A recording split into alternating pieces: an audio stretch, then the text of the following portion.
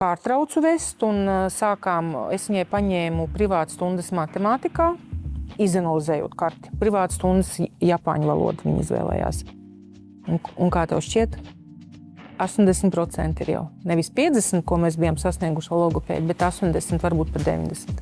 Tā ir viņas metode. Viņas metode. Saproties, tad saka, katram savs. Jo bieži vien skan kaut kādi mīti, kad astroloģija jau kaut kāds bullshits, tev sevi jālauž un kāpēc tev jādzīvo pēc cita scenārija ieteiktā. Bet ir jāsaprot... Astroloģija ir navigātors, nevis... Jā, bet tie cilvēki nesaprot, ka astrologs jau ir tikai kartes tulks.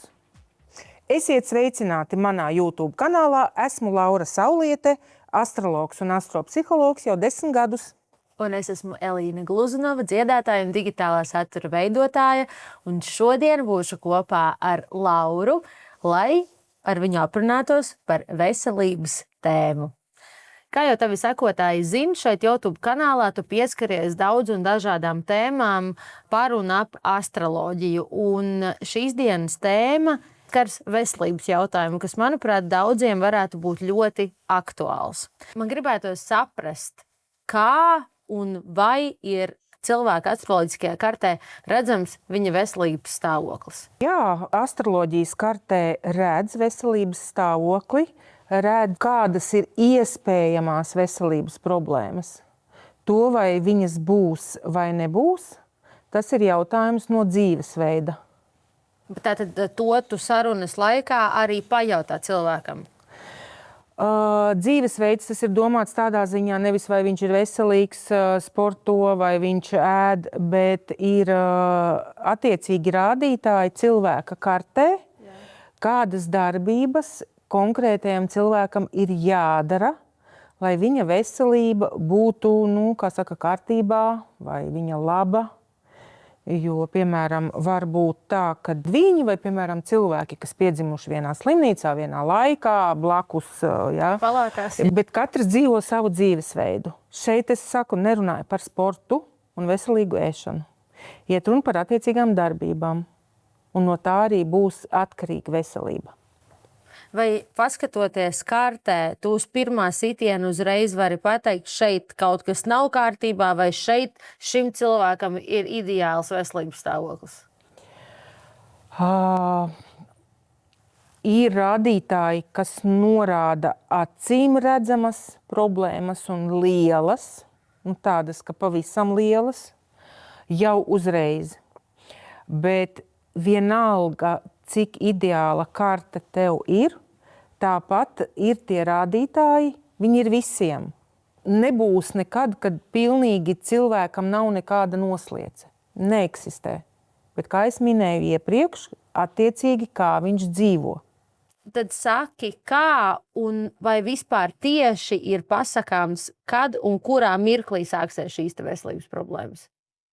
Piemēram, man ir 33 gadi, es pie tevis atnāku, tu paskaties manu karti, un vai tu redzi, ka 40 gados man varētu būt kaut kādas problēmas ar sirdi? Jā, to var pateikt. Paņemsim uzreiz kā piemēru. Piemēram, cilvēkam ir kartē norāde, kad var būt problēmas ar sirdi. Ir vecums apmēram no 36 līdz 42 apmēram. Tas ir jāskatās konkrēti, pat kad. Var parādīties šīs problēmas, jā, tieši ar sirdi. Bet, ja tā ir sirds tēma, un ja cilvēks vienmēr ir dzīvojis ar atvērtu sirdi, ir mīlējis, kaut arī var būt bez atbildes kaut vai, varbūt arī iespējams, kad ir mīlējis un it kā neveicās mīlestībā, bet tajā pašā laikā, bet viņš ir mīlējis. Tad cilvēkam, kurš ir mīlējis, šīs veselības problēmas var nebūt, neskatoties ar šo norādi. Ak, tā. Jā. Tas ir attiecināms arī uz citām slimībām? Uz visām slimībām ir sava atbilde, kā es pirmīt minēju, atkarībā kā cilvēks dzīvo. Piemēram, iespējams, ka viņam neveicās mīlestībā cilvēkam, kam ir noslieces uz sirdslimībām, bet viņam varbūt ir 5 kaķi. Varbūt viņam ir 5 suņi. Jā? Ir jābūt atvērtai sirdī. Tā, tad uzreiz varu pateikt, cilvēks, kas dzīvo ar aizvērtu sirdi, automātiski pastāv iespējas problēmas ar sirdi. Tātad sirdslimniekiem, kas ir? Vajag aizvērta sirds. Aizvērta sirds. Jā. Tur tas Vai arī tādi, kas neusticās, varbūt. Ne? Nu, aizvērta, jā. Jo tādam cilvēkam labāk, parastajā cilvēku valodā teikt, aplausties mīlestībā, nevis turēt viņu aizvērtu. Bieži vien cilvēks varbūt ir aplauzies, kā saka parastajā valodā, jaunībā viņš vairāk nelaiž sev klāt. Bet, ja viņam ir šis rādītājs, kad var būt tās problēmas labāk, tad dzīvot ar atvērtu, lai pēc tam nebūtu veselības problēmas. Labi, noteikti tas nebija manā sarakstā, bet man gribētos zināt, kā ir ar onkoloģiskiem pacientiem. Onkoloģijas tie saucamie marķieri. Tāpat kā klasiskajā medicīnā, ir, kad cilvēkam ir kaut kur ģenētiski, tad ir pastāv iespējas, kad arī var būt vai ne. Tā vismaz saka klasiskajā medicīnā. Šeit ir tāpat tas, ka tie marķieri ir redzami. Ir redzami un ir reāli klienti, kas ir apstiprinājušies ne tikai kā teorija, bet arī uz praksi, kad cilvēks nav izdarījis attiecīgos saucamos dzīves mājas darbus. Un pēc tam attiecīgā vecumā pārsvarā no 36 līdz 42 tajā vecuma periodā saslimst ar. Bet ir tās norādes, bet tām norādām jābūt vairākām, jābūt tādai kompleksam. Jo arī klasiskajā medicīnā, ja piemēram ir marķieris, tā ir tās gēna, kaut kādas analīzes, bet ja cilvēks dzīvos kaut kādu iespējams to dzīvesveidu, tur nesmēķēs, kaut ko tur nedarīs, viņš var izsprukt sveikā, Kā saka, turēt roku uz pulsa, tāpat arī šeit. Bet šeit ir jādara attiecīgās darbības. Kā piemērs, man bija viena kliente, sieviete, viņa pie manis vērsās, viņai jau bija 50 plus, viņai jau bija krūtsvēzis, un viņš viņai bija atgriezies. Tā kā vienreiz. Tad viņš bija remisijā? Jā, viņš bija atgriezies, un tad viņa tā kā meklēja vēl kaut kādas atbildes, un tad satika mani. Situācija sekojoša. Viņas gadījumā viņa ir karjeras sieviete.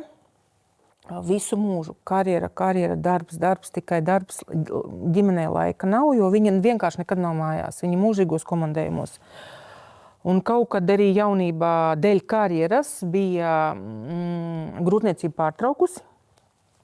Un viņas kartē bija rādītājs, tā kā tas marķieris uz onkoloģiju, bet, lai izbēgtu no onkoloģiju, viņai bija līdz 36 kā minimums jādzīvo ģimenē. Ģimenei. Bērniņi, ģimene. Un pēc tam varēja veidot karjeru. Nevis varēja, bet vajadzēja. Un saklājās pāri onkoloģijas tas marķieris, plus, kad viņai obligāti bija jābūt ģimenei, un onkoloģija bija klāta. Ko mēs varējām darīt? Mans kā ieteikums, es viņai saku, vismaz, viņai ir vīrs, viņai bija pirmais vīrs, tagad otrais. Es saku, vismaz gatavo viņam, jo tajā rādītājā ietilpa būt mātei, jo loģiski māte piens, onkoloģija bija krūtī. Viņa nebija izpildījusi to mājas darbu. Piens tātad viņai nebija, māte viņa nebija, viņa reti kad gatavoja, jo vienmēr komandējumos. Un es teicu, tad vismaz gatavo, tad viņa paņēma vēl suni. Vismaz, lai balansētu, jo viņai vajag klāt to, lai viņa rūpētos par kādu. Tātad tu kā astrologs šāda veida klientiem, tāpat kā ārsts saviem pacientiem, arī iesaki kaut kādus tips and tricks, kā uzlabot šo savu dzīvesveidu, lai izvairītos. Tieši tā. Tieši tā, un galvenais jau ir tas, ka parasti cilvēkā ir iekšā tas, kas ir jādara. Tā nav nekāda sevis laušana. Vienkārši audzināšana, skola, draugi, sociums mūs kaut kādā veidā ir salauzis. Un tā tas izveidojies, jo es saku, viņai arī bija pārtraukusi to grūtniecību, kaut viņa ļoti gribēja, bet tur nāca kaut kāds liels darba piedāvājums. Un, kas tā arī aplauza. Tā kā noteikti var. Tas nav, jo bieži vien skan kaut kādi mīti, kad astroloģija jau kaut kāds bullshits, tev sevi jālauž un kāpēc tev jādzīvo pēc cita scenārija ieteiktā. Bet ir jāsaprot. Astroloģija ir navigators, nevis. Jā, bet tie cilvēki nesaprot, ka astrologs jau ir tikai kartes tulks. Viņš jau neizdomā savu subjektīvo viedokli. Jo, kā es arī klientiem saku, tas nav mans subjektīvais viedoklis, jo es nepiemēroju astroloģiskos terminus, ja, lai cilvēks saprastu. Un tāpēc varbūt var kādreiz kādam likties, ka, kad es kaut ko no savas galvas saku, bet es ar saviem vārdiem. Cilvēks tad iedod savus datus. Jā. Tu jau par to cilvēku neko nezini. Personīgi. Protams, tur jau tas stāsts, tas nevar būt tavs subjektīvais viedoklis, jo pie tevis atnāk cilvēks balta lapa, un viss, kas tev ir tie viņa dati, uz kuriem balstoties, tad arī veidot šīs atbildes. Jā, vienkārši ir tā, ka es cenšos runāt tādā saprotamā valodā, un kāds var pārprast, ka tas ir mans subjektīvais, jo es nepieminu ne planētas, ne terminus, ne. Ir daži klienti, kas atnāk, ar ko var tā runāt, tad man ir daudz vieglāk īstenībā, jo viņš jau zina planētas nozīmi, planētas raksturojumus, tad man tas ir vispār tā. Wow. Jā, man ātri tas, jo cilvēks saprot, pa ko es runāju. Jā. Bet tāpēc var šķist, ka es saku tādā parastā valodā, cilvēciskā. Ja? Jo es zinu, kad ir astrologi, kas tā kā mazliet tā kā kaut ko tur, ko tad viņa tur, tur.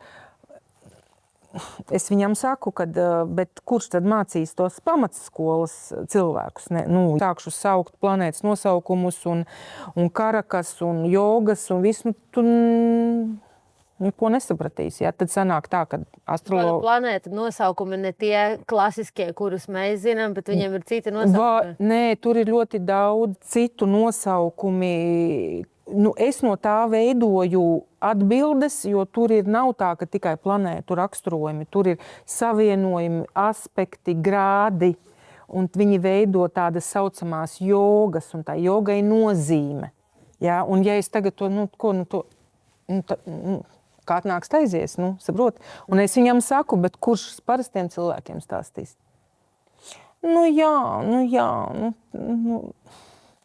Tāpēc es esmu tā kā pamatskolas astrologs, jā? Parastiem cilvēkiem. Es zinu, ka daudzus varbūt šī tēma aizskartu, bet ja jau mēs tā godīgi runājam, un mēs esam pieskārušies arī šai karmas tēmai par to, kāpēc ir dažādas slimības, bērniņi ar īpašām vajadzībām un tā tālāk un tā joprojām, es gribētu pieskarties jautājumam, kāpēc ļoti daudzām sievietēm neizdodas ieņemt pēcnācējus. Kā kartē to var redzēt, kā tas atspoguļojās, jo es zinu, ka ir daudz sievietes, kuras regulāri apmeklē ārstus, viņas meklē dažādas problēmas, to iemeslu, kāpēc tā ir, vai tas ir vīrietī vai sievietē, vai varbūt ir kaut kāda nesadarība. Tu vari to cilvēku nenormāli mīlēt, bet nav lemts kopā izveidot ģimeni. Kas ir tas punkts, tas aspekts, ko kartē tu redzi, un tu vari uzreiz pateikt, ka šeit nav, šeit nebūs. Vai ar šo cilvēku nebūs? Šīs ir jau abi veidi. Ir tā, ka cilvēkam ir norāde, ka var būt problēmas ar bērniņa ieņemšanu. Tā var būt. Var būt, kad ir vēlie bērni, kad tā arī ir norādīts, ka te būs tikai pēc 30. Ja? Un varbūt arī, kad nav sadarība tīri ar partneri. Jo nepavēlti mēdz būt, kā iespējams, tu arī zini gadījumus, kad, piemēram, liela mīlestība, viss tur ok, un tur jau gadiem dzīvo, nav, netiek pie tiem bērniem. Ne caur, pat ar mākslīgo apaugļošanu mēdz būt, ka netiek. Un pēkšņi izšķirās, un pēkšņi ir jauns partners, un gadu laikā jau ir bērni. Jā. Tā ir gan. Bet tas nekas nav akmenī kalts, ka nebūs. Šeit ir tas pats, ir attiecīgās darbības, kuras ir jādara. Vai sievietei, vai vīrietim, vienalga klientam, lai tiktu pie bērniņa. Bet ir norādes, kad ir sarežģījumi. Un var arī precīzi parēķināt laiku, kad labāk tikt pie bērna. Cilvēkam, kam ir kartē norādes, ka var būt sarežģījumi ar bērniem, ir tranzīti, kurā labāk netikt pie bērniņa, bet tikt citā gadā vai citā laikā, jo var piedzimt bērniņš ar defektiem. Tas tā kaut kā jocīgi skan, defekti. Tas precēji defekti. Var būt problēmas ar veselību, jo Manuprāt, kad es atbildēšu mazliet tikai, jo es domāju, ka tā ir vesela tēma podkastam vispār. Ja? Jo nāk pie manis mammas, kam ir ķeizari plānoti. Ja? Es atceros, es kaut kur tajā storijā biju Instagramā ielikusi, kad šodien ir piedzimis mans tas briljanti bērniņš. Kāpēc briljanti? Tāpēc, kad mamma bija atnākusi pie manis, viņai bija plānotais ķeizars. Un es biju ielikusi, kad ir piedzimis, un man uzrakstīja pazīstam tādu garu penteri, ļaunu, ka es esmu ļaunuma iemiesojums, ka es aizstājot Dievu, kāpēc es nosaku, kam, kad piedzimt. Ja? Bet es viņai atbildēju, daktari bija iedēvusi plānotos viņas laikus, jo viņiem ir tās operējāmās dienas noteiktās. Ja? Viņa tad noteiktu to datumu. Kāpēc cilvēks nevar atnākt pie manis un noteikt, kā mamma, kad viņa, ja? Un mēs atradām tādu dienu un tādu laiku, kad piedzimst saucamie briljanti bērniņi. Ko tas nozīmē? Tas bērns ienes šajā ģimenē pirmkārt jau naudu, otrkārt viņš pats ir finansiāli veiksmīgs un skaists. Kāpēc nevar mamma to izvēlēties? Un tā mamma, viņai 3 bērni, visi dzimuši ar mani. Viņa man saka, tā mamma, kā lai es viņu pierunāju uz to laiku, ko tu saki? Es saku, es nezinu, ko tu dari. Dari, ko tu gribi, bet lai viņi tev paņem tajā laikā. Es tā kā humorā, es saku, es nezinu, ko tu dari. Un sarunāju ar dakteru, sarunāju un nāca pasaulē. Jo, ja tev ir plānotais, pat cik laikam tur kaut kā medicīniski, ja viņai visi ķeizerāja, viņa laikam nemaz nevar. Un man tāda vēstule bija gara. Un, piemēram, tas pat nav piemērs, vai ir bijis kādreiz pārim jāpasaka, piedodiet, atvainojiet, jums nebūs? Man ir pāris. Ir viens bērniņš ir guļošs, jau pieaudzis jau. Viņiem piedzima bērniņš vesels, bet nokrita zīdaiņa vecumā, vannoja un kaut kā paslīdēja tur kāja vai kaut kas tur tai mammai paslīdēja, izkrita no rokām. Un tā trauma bija tik liela, un tur arī ir tā norāda, it kā piedzima, bet bija tā iespēja, un tā arī notika. Ja viņi zinātu, varbūt tas viss varēja būt savādāk, bet tas jau ir sen un tā. Un tad viņi bija atnākusi, ka tagad vēl gribas, teicu. Tas bija laiks, es teicu, varēja. Bet viņš pēc tranzītiem, kad var pateikt, kad labāk. Es saku, sorry, viņš ir pagājis un viņai arī pa daudz gadu. Un viņa teica, tad laikam neko. Jā. Ļoti daudzi bērni kopš dzimšanas ārkārtīgi daudz slimo. Vai tas ir bērndārza, vai vienkārši imunitātes nostabilizēšanās kaut kādos procesos. Bet tad, kad viņi izaug, viņi slimo mazāk. Kāpēc tā ir? Jā, tā var būt, bet šeit tu jautā par bērnu, bet tikpat labi tas var būt arī pieaugušam. Jā, tas ir tā. Pašā sākumā mēs skatāmies astroloģijā, ir tādi sauc, bet tas tikai izpildās, ja precīzi dzimšanas laiks, tad tu vari to pateikt. Ir tādi lielie periodi, tāpēc es saku, es neteikšu astroloģiskos terminus, neviens nesapratīs. Ir tādi periodi, 7 gadu periods, 19 gadu periods, 20 gadu periodi, 9, un tad ir tāds 7 viens. Ir tāds 7 gadu periods. Un ja tas bērniņš ir piedzimis tajā periodā, viņš visu laiku slimo. Visu laiku. Varbūt pat ļoti nopietni. Tātad no dzimšanas līdz 1. klasē viņš var slimot visu laiku. Tas periods ir 7 gadi, bet viņš varbūt piedzimst pa vidu. Saproties, kad viņam jau 3 gadus. Jā, 3 vai 2. Tas sanāk, ka tie iepriekšēji palikuši tā kā iepriekšējā dzīvē. Saproties, tāpēc, ka tu vari piedzimt pa vidu vai pašās beigās. Pieaugušo cilvēka dzīvē jau tie būs pilni 7. Un tā var būt. Tā var būt un ir reāli, mums ir viena kopēja paziņa, es vārdus nesaukšu, bija meita visu laiku pa slimnīcām. Neviens neko neatrod. Vispār neko. Saproties? Tāpēc, ka nav ko atrast. Nav. Es viņai pēc tam pateicu, kur vairāk rakt. Manu virsnieri dziedzeri bija. Jo neviens neko neatrada, es viņai teicu, tu palūdz, lai pārbaudu virsnieri dziedzerus. Ja? Jo tur ir tā, es nevaru konkrēti pateikt, bet apmēram kurā tajā daļā uzskaitīt nieres, virsnieres dziedzeri un kas vēl tur bija. Vēdra to daļu. Jā, šeit. Un tā arī bija. Tā arī bija kaut kas analīzēs, tur nebija. Ja? Bet es teicu, nesatraucies, sāksiet skolā, būs viss ok. Un tā arī ir. Viss ir ok. Bet, ja ir pieaugušam cilvēkam jau tas periods, tad pastāv pat iespēja uz onkoloģiju tajā periodā.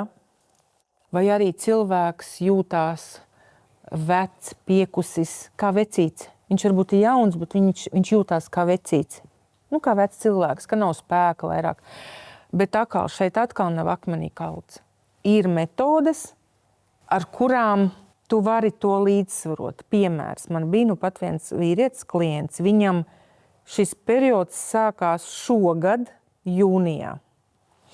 Tas ir cilvēks, kas īpaši, kā saka, viņš ir biznesa pasaulē, bet viņš vienmēr grib otrajā plānā būt. Negrib būt uzmanības centrā. Viņš negrib būt uzmanības centrā un vienmēr gaida, ka kāds cits pateiks to galavārdu. Ja? Viņš ir patstāvīgais klients, es tāpēc viņam saku, vecīt, tev šis periods ir priekšā, ja? Un tad es skatos, kas būtu jādara, lai līdzsvarotu un lai nenonāktu pie tām nopietnām veselības problēmām, jo tieši tā planēta pārvalda arī onkoloģiju. Tiešā nozīmē, viņi ir atbildi par to. Viņam bija norāde, ir jāuzņemās līdera loma tieši biznesā. Jā. Tādā veidā labs astrologs var redzēt, kā kompensēt, lai vismaz izdzīvotu, ja tie 7 gadi, tā planēta ir diezgan... Viņi pat sauc par dēmonisku planētu. Par dēmonu. Viņa pat astroloģijā kāds noteikti tūlīt, kas... Raku? Ketu.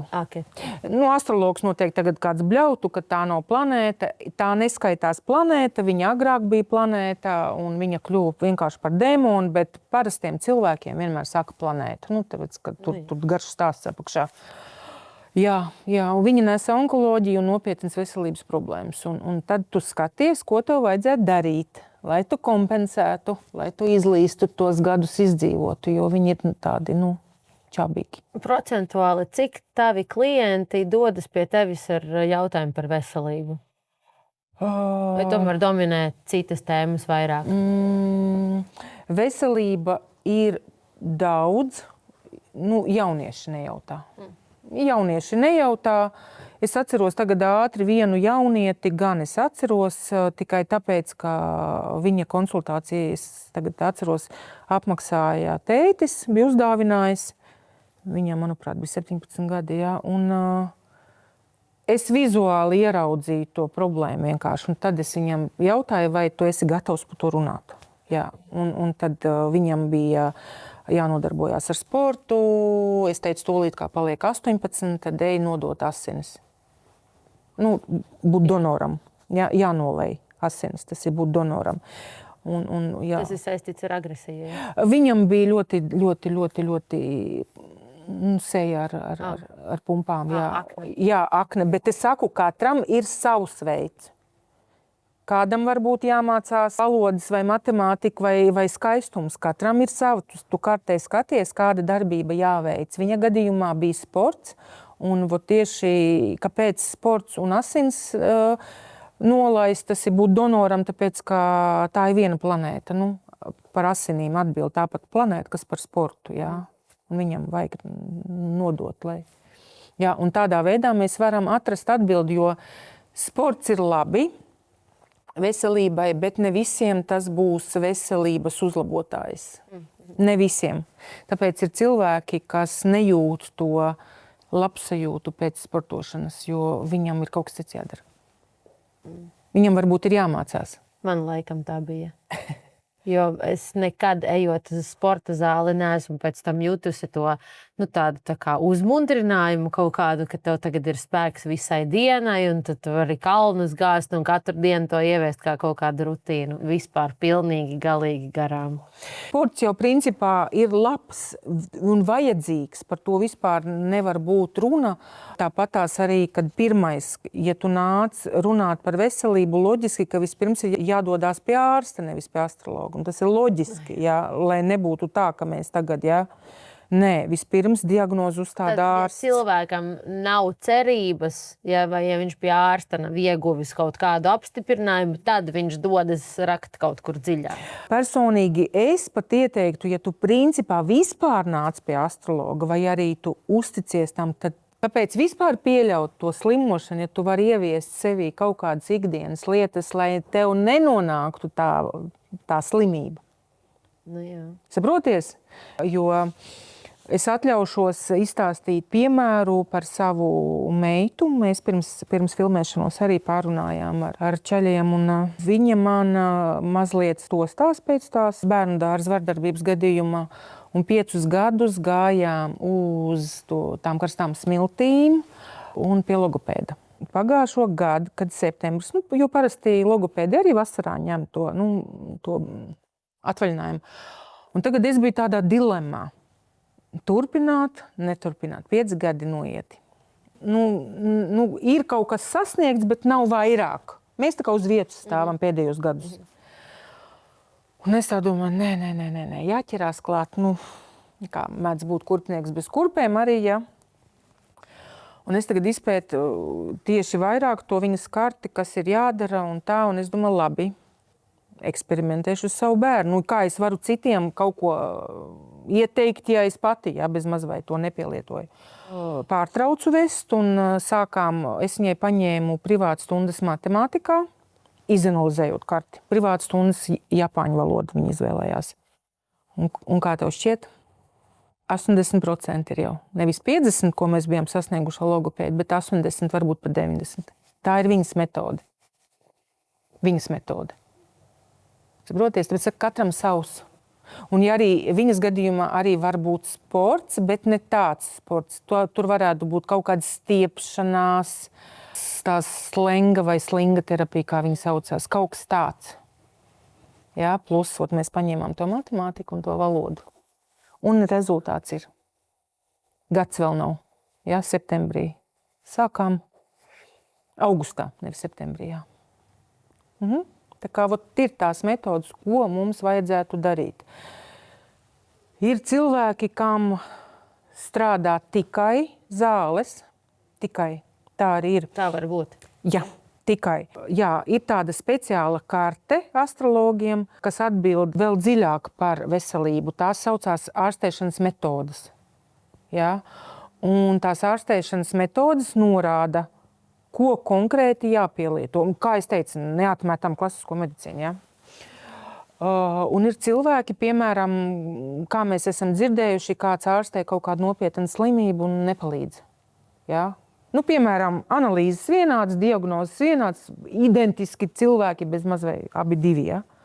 Vienam palīdz kaut kāda ķīmijterapija, ja? Un vienam pilnīgi viss ir tieši vēl sliktāk. Ja? Tā arī ir atbilde, kad ir cilvēki, kam vajag tikai ķīmiskās zāles. Tikai un vienīgi. Jā. Kādam, mēs neatsakamies no klasiskās medicīnas, loģiski, ja ne? Nedrīkst to darīt. Bet vēl jāliek klāt ir. Vēl jāliek klāt. Ir dažādas metodas. Kādam tiešām palīdzēs vēl klāt pie klasiskās medicīnas vienkārši mācīties. Viņš vienkārši mācīsies. Kaut vai tā ir valoda vai kaut kādi kursi, viņiem jāmācās. Skan jocīgi, es saprotu, ka skan tā, bet... Nemaz nav tik jocīgi, bet varbūt arī cilvēkam iekšā ir bijis tas aicinājums, ka viņam kaut ko vajadzētu darīt, kaut ko mainīt savā dzīvē, bet viņš īsti nav zinājis, kurā virzienā doties. Tad varbūt šis ir tas pieturu punkts, kurā tu apstājies un saproti, ka, jā, labi, Jā, es saprotu, ka tas ir arī normāli. Kāds tic astrologam, kāds netic astrologam, bet tiešām ir reāls atbildes. Piemēram, man pašai ir tas sirds jautājums, ar ko mēs sākām. Man ir šis rādītājs, jā. Lai cik jocīgi nebūtu, man jau no 16 gadiem ir kā vēnes. Jā, es sportoju, jā, es biju sportiste un liela sportiste, un tā bija daudzi sporto. Un nevar norakstīt, tu sportoji, tev ir vēnes 16 gados. Jā, un man ir šis rādītājs sirds, vēnes, jo, asinsrite. Saproties? Un tāpēc automātiski es nedrīkstētu smēķēt. Automātiski, tas jau ir pirmais. Jā. Tās norādes mēs redzam, kādu dzīvesveidu tev principā vajadzētu vai nevajadzētu dzīvot. Un mīlas man vienmēr kāds jāmīl. Jo mīlestības veidi ir vairāki. Tā nav tikai partneru mīlestība. Tā var būt mīlestība pret vecākiem, tā var būt mīlestība pret skolotājiem, mīlestība pret dzīvniekiem, mīlestība pret bērniem, mīlestība pret draugiem. Man vienmēr, es kā piemērs, es saku, es esmu atklāta, varu to teikt, man vienmēr kāds ir jāmīl. Es nedrīkstu vispār aizvērt sirdi, tā man var veselība uzreiz pasliktināties. Sirds, vēnes. Tāpēc arī tu nevari dusmoties ilgi. Man ir jādusmojās. Jā, jo es izstāstīšu, kad es sāku brist tajā astroloģijā dziļāk, man apmēram 15. gadā sāka veselība šķobīties, bet es arī tad paralēli tikai sāku mācīties astroloģijā, un 20. gadā pavisam sabruka. Jā. Kāpēc? Tāpēc, kad es tagad to saprotu. Es mācījos astroloģiju un tieši vēdiskā astroloģija. Es pārzinu abas tehnikas, gan rietumu, gan vēdisko. Un tieši vēdiskajā tā kā balstīts tā kā uz garīgumu. Jā? Un es tā kā pārstāju dusmoties tā, jo es agrāk biju diezgan tāda, neagresīva, bet tāda, jā. Un tad arī bruka mana veselība, bet loģiski, ka man ir tas viens no periodiem, kas atbild par kauli, zobi. Man ar muguru bija problēmas tieši, jā. Es pārstāju dusmoties, saproties, jo man bišķiņu vajag. Tā, ne jau būt agresīvai, bet tā, kādreiz tā, tā aktīvāk tā. Jā. Jo es kādreiz biju ļoti aktīva. Varēja to uzsist. Jā, un es biju pārstājus to darīt. Un es tagad vakar vai aizvakar es atceros, es vīram smējos. Viņš saka, ko tu dusmīgi? Es saku, es jau teicu, ka es drīkst. Jā, tā kā nevienmēr ir jāapspiež. Tas nenozīmē, ka man jāiet kādam pa mutis īsti, bet nedrīkst apslāpēt. Jā, tā ir kaut kāda iekšā, tad tev tas ir jāpasaka. Jā, jo tā ir tā mana ārstēšanas metode. Piemērs. Kaimiņi trokšņo. Es skatos tavā kartē, lai tu savai veselībai nedarītu pāri, tev ir jārisina pa zolīdo. Iet runāties tur. Es ļoti atvainojos, piedodiet, atvainoties. Jūs pārāk skaļi. Manā gadījumā ir jārisina aktīvi. Jāizsauc policija, jāiet tā, klauvēties tā, tās ir tās metodas. Tā ir tā metode, lai nenodarītu pāri savai veselībai. Ja?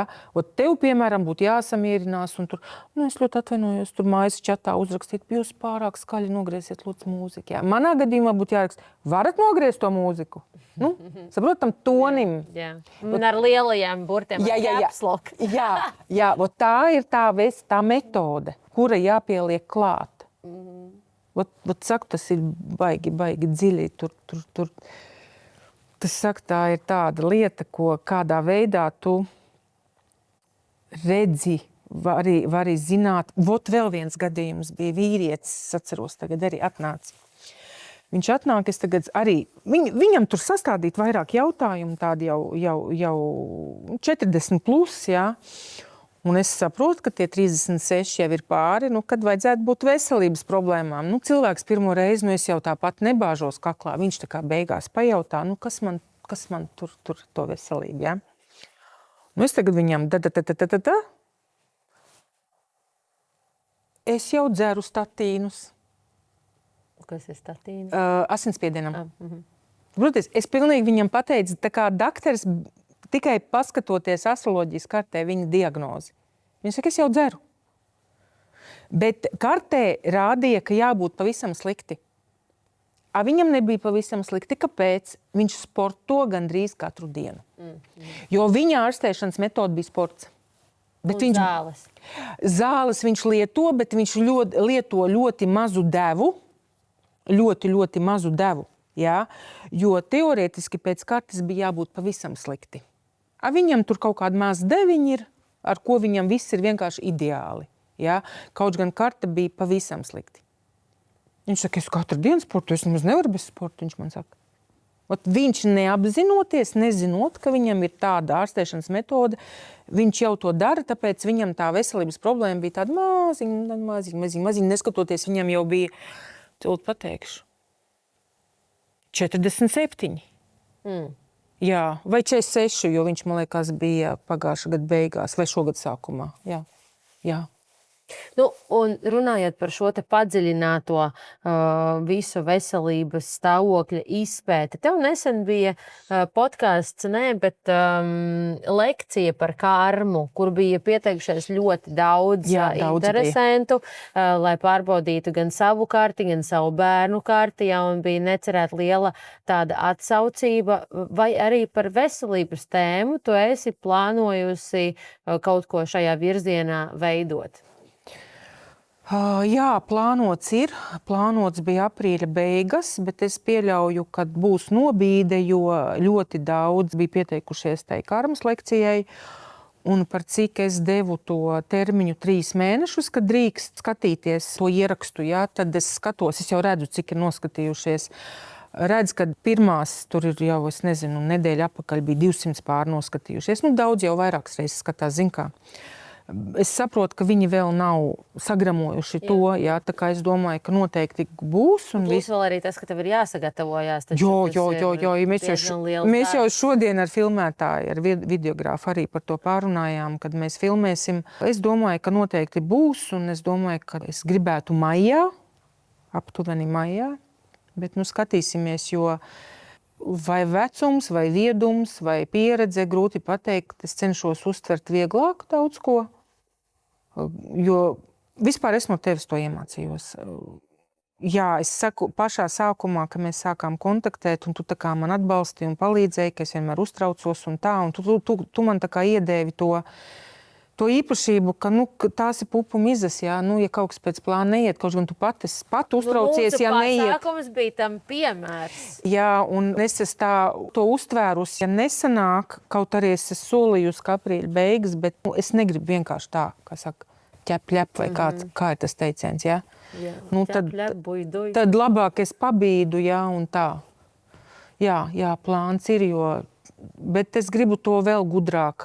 Viss nāk ar pieredzi, vēl gudrāk izdarīt. Nevis tiešraidē, bet iefilmēt pirms tam. Jo to filmēšanu, kā jau es teicu, pēc karmas man ir saistība ar filmēšanu, man vienmēr tur kaut kas nav. Pat šodien, tur pat redzēju. Visu laiku kaut kas, jo tas ir man, tas saistīts ar manīm.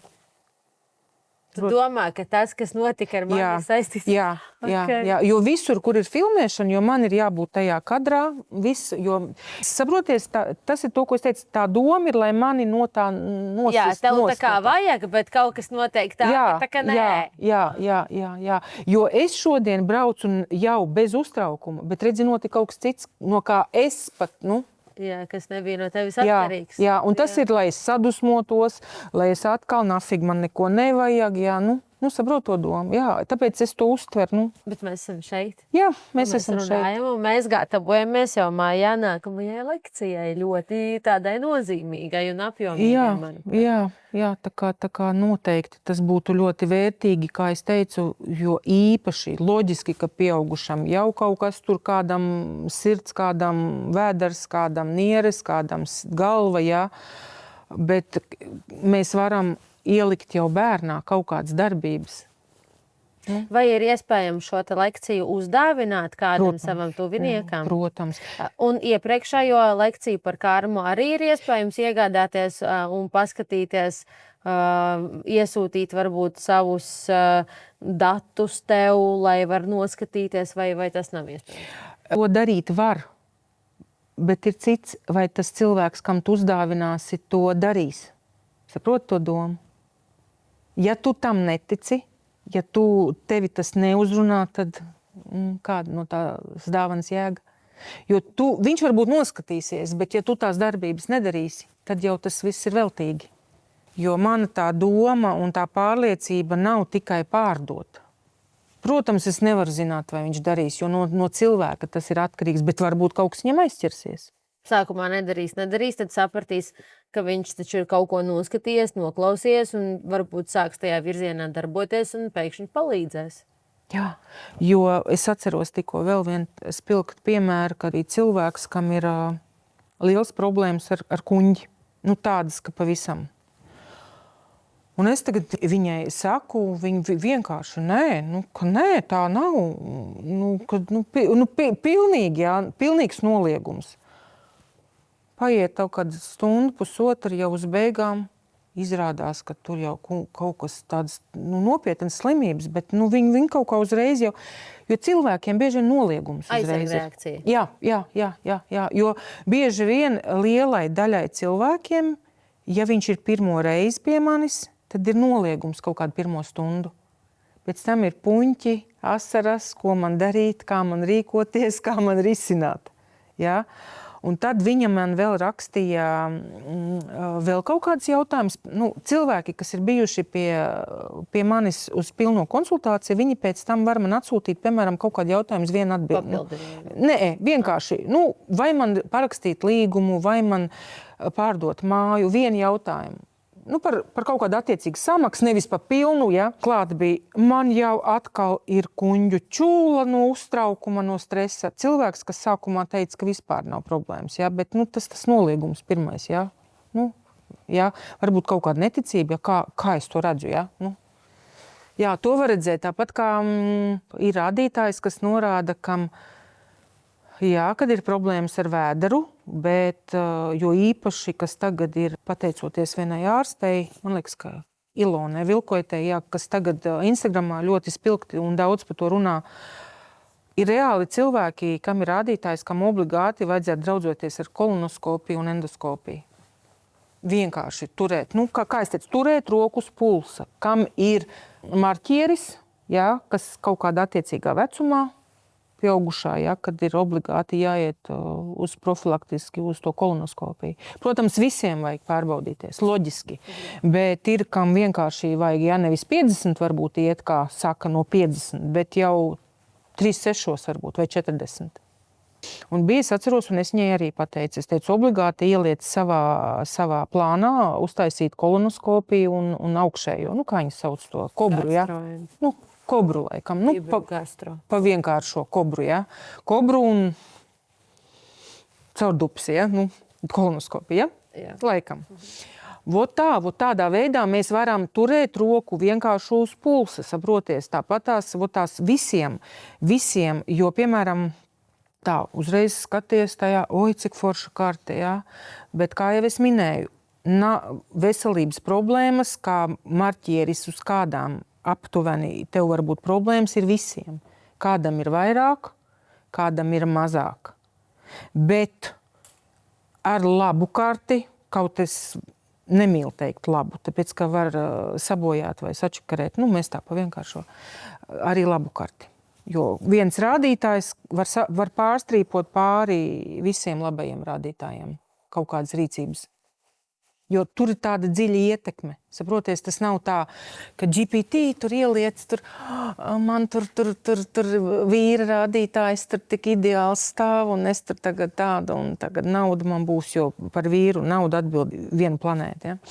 Un man tur tagad, un tas GPT tev iedod, un tur tā dzīvo. Man viena tāda bijusī draudzene ir, un vēl 48, vēl tagad gaida to princi, un tā tālāk. Jā, bet attiecīgās darbības vai kaut kāds cits rādītājs, kas tev pārsvītro viņu, ja? Tas tā nav tā. Nevar, tas tā neskatās kartas. Un tātad šī tēma ir ļoti apjomīga, jāskatās ļoti padziļināti, un tas atkal būs tāds liels ieguvums sekotājiem. Jā, jo tās lekcijas bāzētas tā, kad man iesūta datus, un tad tur ir tie rādītāji numuriņi, un viņš klausās, pievērš vairāk uzmanību uz saviem. Ja? Bet jāklausās ir viss, jo tāpat tās kaut kas tiek pateikts, kas attiecās uz visiem. Un tas rādītājs lekcijās, viņš tavā dzīvē nemainīsies. Viņš vienkārši visu tu noklausies, tu pieraksti, tu izraksti. Tas nenozīmē, ka tev jābūt atkarīgam tagad no tām lekcijām. Tu vienreiz viņu nopērci, noklausies, izraksti, pieraksti, jā, un viss, un ir kaut kādi kopējie dzīves principi, jā, tāpat kā mēs ikdienā dzīvojam, jā, labdien, uz redzēšanos, jā, esi pieklājīgs, jā, cieni otru, jā, bet ir kaut kas, kas speciāli tev, ko vajadzētu, kas tev jādara, jā, un viss, un to arī ievēro, un īstenībā, ja to tā paņem, tad īstenībā dzīve diezgan vienkārši. Tātad es saprotu, ka drīzumā tiks izsludināts šīs te veselības. Jā, gan jau mēs tur atkal kaut ko pačivināsim, atkal noteikti vēl, kad sludināsim. Es domāju, ka jā, noteikti. Skatīsimies es saku, neiet pēc tā plāna. Neiet, dzīve. Lai nav pēc plāna, bet mēs zinām, ir apstiprināts, ka būs. Jā, noteikti. Jā. Un jūs YouTube kanāla sekotāji droši rakstiet komentārā, kas tad būs nākamā tēma, par kuru jūs gribētu, lai Laura mums visiem pastāsta. Bet tikmēr klausieties podcastu, baudiet dzīvi un tiekamies jau nākamreiz. Atā, klausies, kā tu domā par ideju uzaicināt, kas ir gatklāties, pāanalizēt kādu cilvēku zināmu? Principā, man liekas, būtu ļoti interesanti. Vai ne? Jā. Jā, tā kā rakstiet. Varbūt kāds kaut ko var ieteikt.